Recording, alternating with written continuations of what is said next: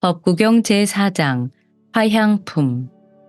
누가 이 땅과 저승세계와 천상의 세계를 정복할 수가 있겠는가? 누가 잘 가르쳐진 진리의 말씀을 제대로 이해할 수가 있겠는가?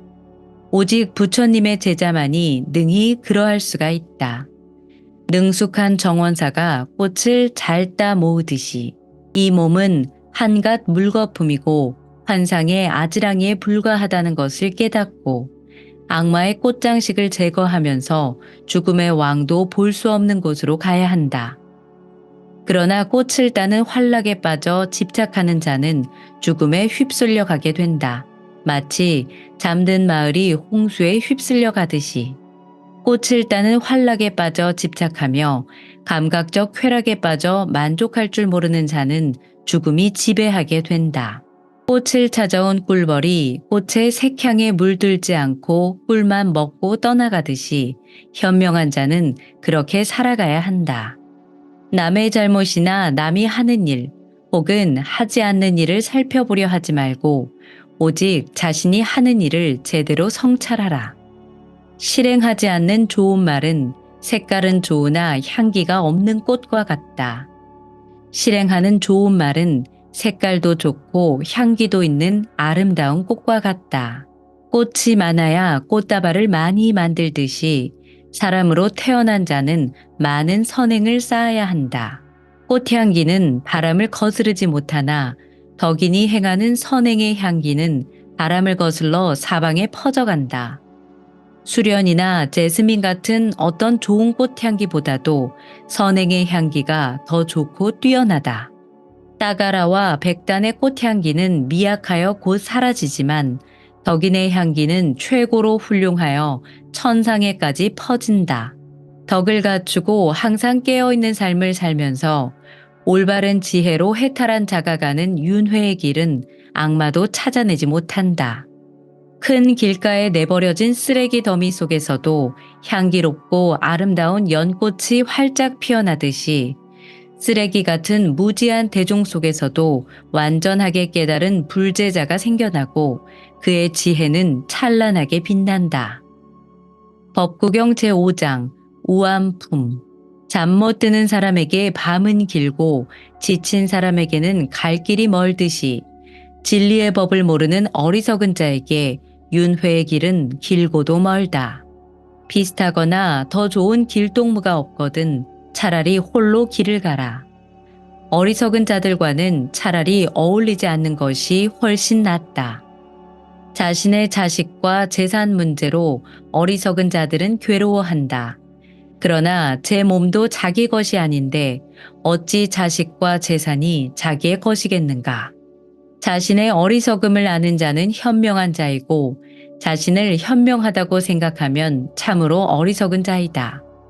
어리석은 자가 성인을 아무리 오랫동안 섬겨도 진리를 깨닫지 못함은 마치 국물 맛을 모르는 숟가락과 같다. 현명한 자가 성인을 비록 짧게 섬겨도 진리를 바로 깨닫는 것은 혀가 국물 맛을 아는 것과 같다. 어리석은 자들은 자신을 적으로 삼고 행동하며 살아가며 고통스러운 결과를 초래하는 악행을 저지른다. 실행하고 나서는 눈물 흘리며 울고 후회하는 일은 하지 말아야 할 악행이다. 그러나 실행하고 나서 기뻐하며 즐겁고 후회하지 않는 일은 반드시 해야 할 선행이다. 어리석은 자는 처음에는 꿀처럼 달콤하게 악행을 하다가 나쁜 결과를 보고 나서야 후회하며 괴로워한다. 어리석은 자는 아무리 오랫동안 금식과 고행을 하더라도 진리를 깨달은 자의 발끝에도 미치지 못한다. 우유가 금방 썩지는 않듯이 악행의 결과가 즉시 나타나지는 않으나 어리석은 자의 악행은 잿더미 속의 불씨처럼 은밀히 숨어 있다가 결국 그를 불태운다. 어리석은 자가 얻은 지식은 항상 해로워서 스스로 자신의 행운과 머리를 망치게 한다. 어리석은 자는 악한들에게서 명성을, 수행승들에게서 존경을, 사는 곳에서는 권력을 탐하고 다른 가족들이 자신을 공양하기를 바란다.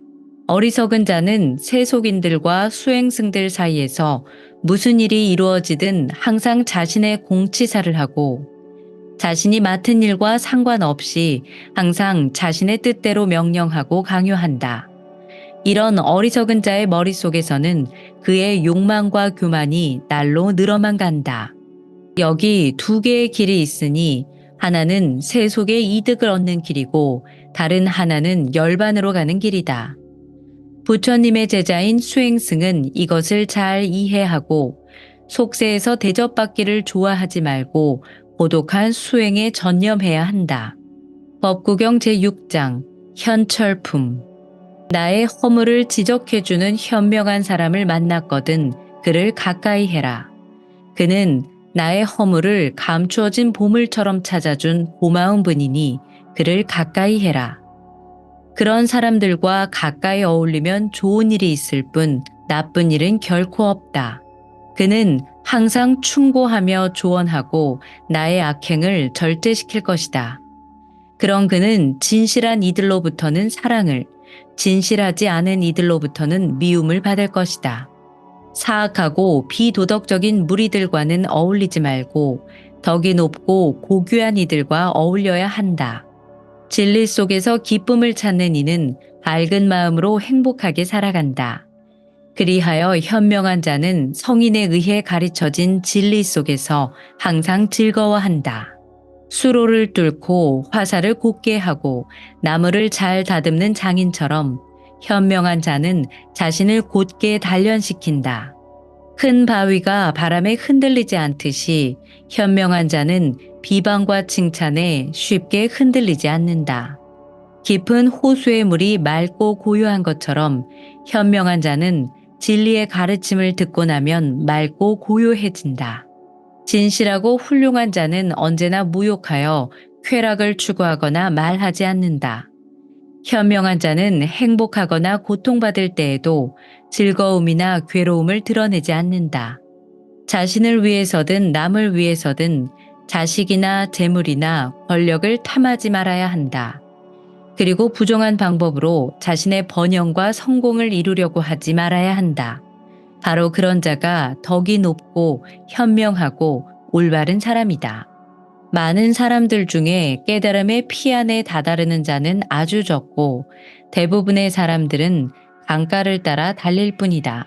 오직 진리의 설법에 따라 실행하는 자만이 건너기 힘든 죽음의 세계를 넘어서 피안의 깨달음을 얻게 될 것이다.